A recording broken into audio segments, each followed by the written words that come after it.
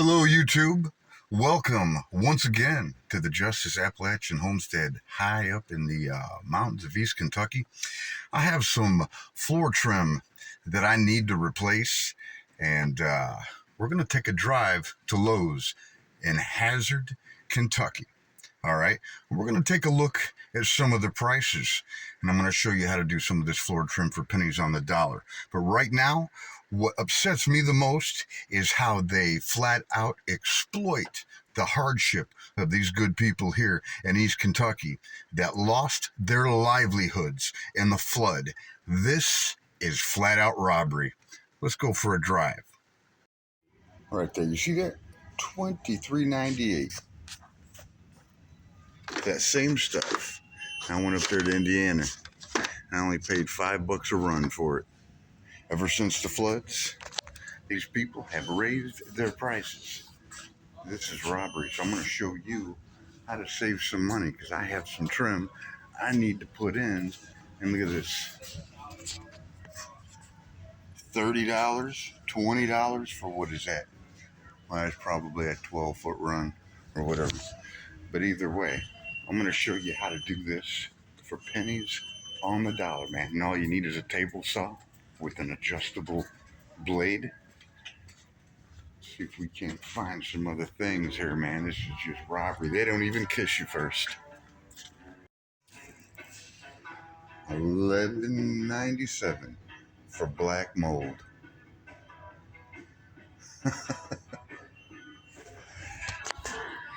You know, they call it the silent killer for a reason.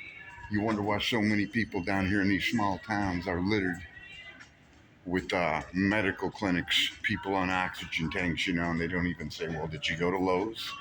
Did you buy some of their rotten lumber? Maybe that's why you're sick. But anyway, let's take a look at those 2x4s. Well, it took us about 20 minutes to a half hour to dig through the pile of damaged moldy wood to scrape together 5 8-foot runs. So for this example, I'm just going to use this 2x4 by 8-foot run. These weren't too bad. It's untreated. It was $3.78 a piece. What I'm going to do is I want 3-inch moldings. So I'm going to shave the sides, the rounded edges off. So what I did was I set the table up to shave off 1/8 of an inch. So I'm going to run it across. The thing about working in a workshop like this that you share with chickens is if you don't watch what you touch, you could end up with a chicken Sanchez. Don't ask.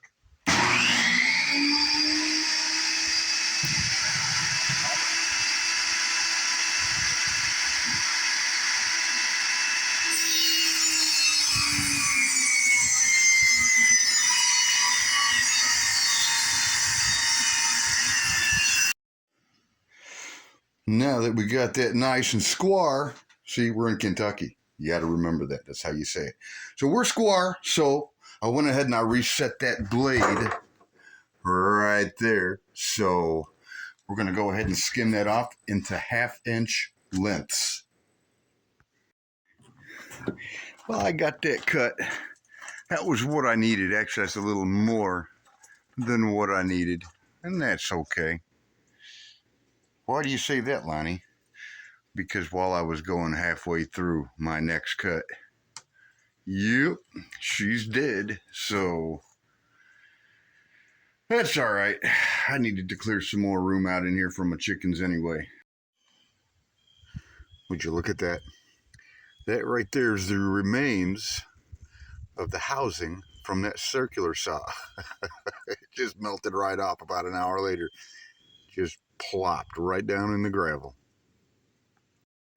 All right, I apologize for the light. I'm not sure how this is turning up, but here's why I was cutting that piece of trim. I wasn't too eager to spend $30 on Lowe's moldy, overpriced garbage. So a little gap there.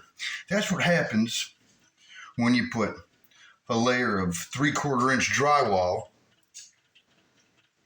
on the wall. Then you go with a layer of paneling, and then another 1/2-inch layer of drywall. It leaves gaps like that. So what are we going to do to fill that? we are going to put that trim. I already saved some time and cut it to size. So this is how you got to do it, people.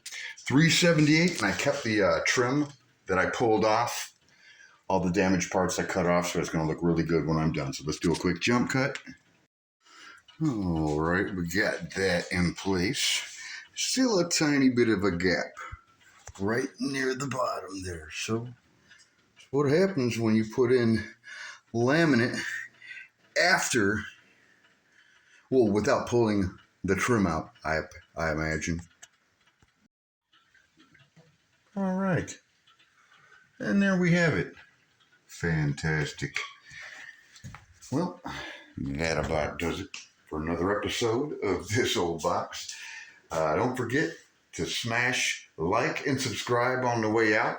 And in the next video, we're going to restore some cabinets for bottom dollar. So until then, be safe, and we'll holler at you later.